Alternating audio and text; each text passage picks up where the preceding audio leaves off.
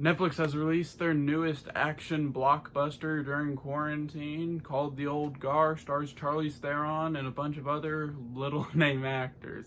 So I thought it was very interesting. It's time to talk about it. So the movie just follows this group of mercenaries who have been unkillable for, you don't really know how long, but it's guessed to be upward of 1,000 years and a little bit more than that. Charlize Theron is the oldest and she's the most experienced and is the most baller character. Like, the action in this movie is really good. So the movie just kind of follows this group as a new member is kind of emerged. And it's this lady who's a Marine, and so she knows combat, and so they kind of go find her. But right before then, they get set up by the CIA because everyone sees, oh, they're alive, and so guy catches on, and so they get everyone involved, and they want to harness their powers. And so they get there and they get the new girl, and so their plan is basically to get their revenge and just eliminate them because they are going to be hunted until the end of time because they cannot die.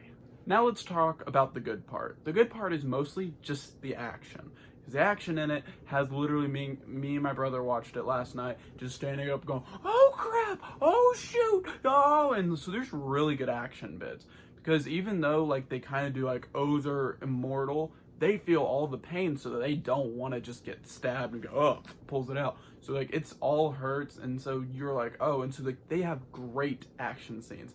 So that was something that I was really glad about. And one thing that was very interesting is like in the very beginning when, because I knew nothing about this movie. This movie I knew very little, and I just knew it came out on Netflix as an action movie, and Charlize Theron was in it. And so I didn't know this is based off a graphic novel, and I didn't know they could live forever. I thought they were just really skilled mercenaries. So in the very beginning, they get shot and they're presumed to be dead.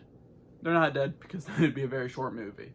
And so I always thought like, well, there's no risk. What's wrong with that? And they do reveal that like, their thing is kind of like in the movie Logan, how Logan kind of dies. He has been invincible for so long that now his powers are fading away and he can't. So apparently like your powers are there, but the older you get, it just may not work one time. And so that kind of does put like a, oh crap, I don't want to die, and shows like why they are so skilled fighters and not just, you can't kill me, I'm just gonna walk straight up like Terminator style. Like you can shoot a shotgun in my face, I'm gonna be fine, it doesn't matter.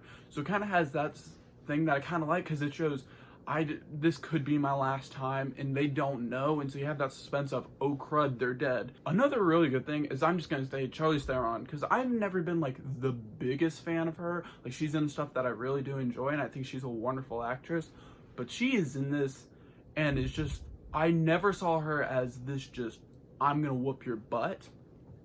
She is like, she whoops everyone's tail. Like she's the leader of the pack, so she obviously is the better. And she has like this scene with an axe. She has this moment where like, I'm not gonna spoil it because it's such a funny moment, where she asks the lady, do you speak Russian? And then it reveals to something that's amazing. And so I really laughed about that. So there's funny moments in this, and then there's just great action. So I really did enjoy that. And everything about the action and Charlize, I just loved. Now on to the bad stuff. The bad stuff was kind of the supporting cast, if I'm honest.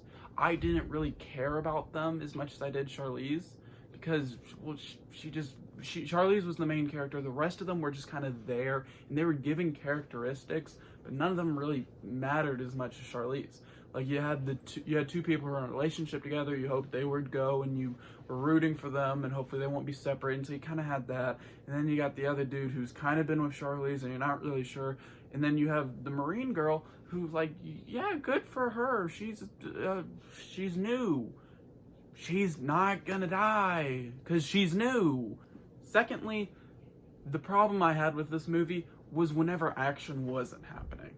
When it was just them setting up the story, it kind of felt dull. And they would go through these long droughts of just, they didn't grasp my attention, if that makes sense. Like I would sit there and I would kind of like just doze off, look at everything else. I wouldn't go to sleep, but I would like look at other stuff. I'd pull out my phone, stuff like that, because it was just, they would set up a bunch of stuff like, oh yeah, these guys are bad, they're hunting us. And we're like, yeah, I already know that. Why? And then they spend a big chunk of the movie doing that. And so I really struggled with that because they had a lot of parts that just didn't grab my attention, make me want to go, oh, that's interesting, oh, what about this, oh, what about this, and have sit on the edge of the seat like they did with other action parts. So I think the action worked so well for them, that actually kind of hurt them whenever they didn't have the action. So that was my biggest problem with it. And that's really the only bad part, is the supporting cast, and that whenever the action wasn't happening, the story felt kind of bad. Overall, I actually did think this movie was very good, because it was kind of just a big surprise with me. I didn't know anything about it, and I thought it was just going to be your generic action movie. And I didn't know it was based off a comic book, and most of those that are like hidden gems, I may end up reading this, because I thought it was very interesting. Action was really good, and it's just, this goes to show Netflix had a bunch of stuff in their back pocket, which is like, this is either going to be so mediocre, no one will watch it, so let's hold it to hold for safety. So I believe like Netflix had Da 5 Bloods, Extraction, and this, because like they've released it, and Netflix has done the best releasing original content, because they've released these movies that I believe outside of like quarantine, no movies happening, no one would really watch. And now everyone is, because they're stuck, and they're getting great reviews because you don't have new stuff to compare it to.